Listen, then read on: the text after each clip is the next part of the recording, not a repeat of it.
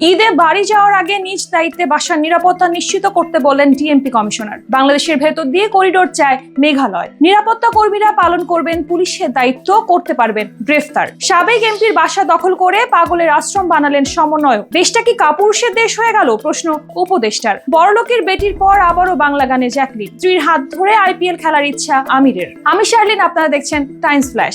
ঈদে বাড়ি যাওয়ার আগে নিজ দায়িত্বে বাসার নিরাপত্তা নিশ্চিত করতে বললেন ডিএমপি কমিশনার সাজ্জাদ আলী। তিনি বলেন, আমরা আপনাদের সাথে আছি। কমিশনার বলেন, তারাবির সময় আপনারা মসজিদে 1.5-2 ঘন্টা থাকেন, সেই সময় রাস্তাঘাটে লোকজন কম থাকে। এই সময় আপনাদের বাড়ি, ফ্ল্যাট, দোকান একটু সযত্নে রেখে আসবেন, নিরাপত্তাটা খেয়াল করবেন। ডিএমপি কমিশনার বলেন, আমি আশা করছি 15 রমজানের পর ঢাকার অনেক মানুষ নিকট আত্মীয়ের সাথে ঈদ উদযাপন করতে চলে যাবেন। বাংলাদেশের ভেতর দিয়ে করিডোর চায় মেঘালয়। এই করিডোর যুক্ত করবে পশ্চিমবঙ্গ ও উত্তর পূর্ব ভারতকে। এই উদ্যোগ বাস্তবায়ন হবে হিলি মহেন্দ্রগঞ্জ আন্তর্জাতিক অর্থনৈতিক করিডোরের মাধ্যমে। হিলি পশ্চিমবঙ্গের সীমান্ত শহর ও মহেন্দ্রগঞ্জ মেঘালয়ের গারো পাহাড় অঞ্চলের সীমান্ত শহর। এই দুটি অঞ্চলের সঙ্গেই বাংলাদেশের সীমান্ত রয়েছে। বাস্তবায়ন হবে হিলি মহেন্দ্রগঞ্জ আন্তর্জাতিক অর্থনৈতিক করিডোরের মাধ্যমে। মেঘালয় রাজ্যের মুখ্যমন্ত্রী কনরাড সাংমা বলেছেন, কবে নাগাদ এটি হতে পারে তা বলা একটু কঠিন, কারণ এর সঙ্গে বাংলাদেশের সরকারও যুক্ত। বাংলাদেশের সরকার পরিবর্তনের আগে এই ইস্যুতে ঢাকার সঙ্গে মন্ত্রী পর্যায়ে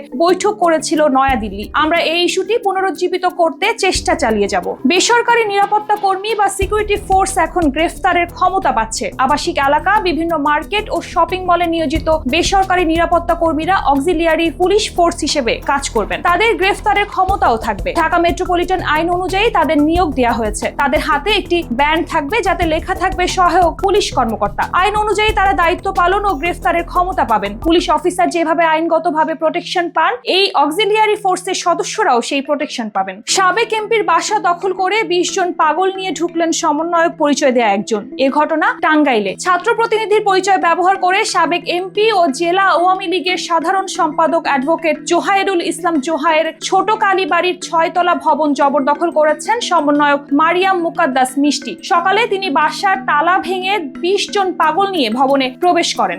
দেশটা কি কাপুরুষের দেশ হয়ে গেল, প্রশ্ন উপদেষ্টার। যে মেয়েটি মেয়ে হয়ে ওঠেনি, যে মেয়েটি নারী হয়ে ওঠেনি, তার গায়ে হাত দেয় কি করে? এই দেশটা কি কাপুরুষের দেশ হয়ে গেল? ঢাকা মেডিকেল কলেজ হাসপাতালে পাশবিকতার শিকার শিশুকে দেখতে গিয়ে এভাবেই ক্ষোভ ছাড়েন সমাজ কল্যাণ উপদেষ্টা শারমিন এস মুর্শিদ। মাগুরার অতিরিক্ত পুলিশ সুপার মিরাজুল জানিয়েছেন, ঘটনার পর শিশুটির পরিবারের সদস্যদের অভিযোগের ভিত্তিতে যে 4 জনকে আটক করা হয়েছে, তার মধ্যে শিশুটির বোনের স্বামী ও শ্বশুরও রয়েছে। আবারও বাংলা গানে দেখা যাচ্ছে জ্যাকলিন ফার্নান্দেজকে। বড়লোকের বেটি শিরোনামে গানে মডেল হয়ে জনপ্রিয়তার শীর্ষে উঠে আসেন এই অভিনেত্রী। বাঙালি কন্যার বেশে দর্শকের মন জয় করেছিলেন জ্যাকলিন গ্যান্দা ফুলের বড়লোকের বেটি গানে। এবার তিনি বাংলা গান গাইলেন। নারী দিবসে প্রকাশিত হয়েছে সেই গানের ভিডিও। নির্মাতাদের দাবি, নারী দিবসের মূল মন্ত্র উচ্চারিত হয়েছে এই গানটির মাধ্যমে। জ্যাকলিনও এই প্রথম বাংলা গানে কণ্ঠ দিয়ে উচ্ছ্বাসিত। তিনি বলেছেন, বাংলা সঙ্গীতের সঙ্গে যুক্ত হয়ে আমি আপ্লুত।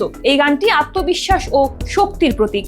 স্ত্রীর হাত ধরে আইপিএল খেলার ইচ্ছে আমিরের। তার স্ত্রী নার্জিস খাতুন ব্রিটিশ নাগরিক হওয়ায় তিনিও যুক্তরাজ্যের নাগরিকত্ব পাওয়ার অপেক্ষায় রয়েছেন। আমিরের আশা, আগামী বছর নাগাদ তিনি ব্রিটিশ নাগরিকত্ব পেয়ে যাবেন, যা তাকে আইপিএল এ খেলার সুযোগ করে দিবে। এ প্রসঙ্গে তিনি বলেন, আগামী বছর নাগরিকত্ব পেলে আমার আইপিএল খেলার সুযোগ তৈরি হবে। যদি সুযোগ পাই তাহলে কেন খেলবো না? আমি আইপিএল খেলতে চাই এবং আশা ছাড়ছি না। যদিও পাকিস্তানি ক্রিকেটারদের আইপিএল এ খেলার অনুমতি নেই, তবে ধারাভাষ্য ও কোচিং এর সুযোগ পেয়েছেন অনেকেই। এরকম আরো তথ্য পেতে চোখ রাখুন বাংলাদেশ টাইমস.com-এ।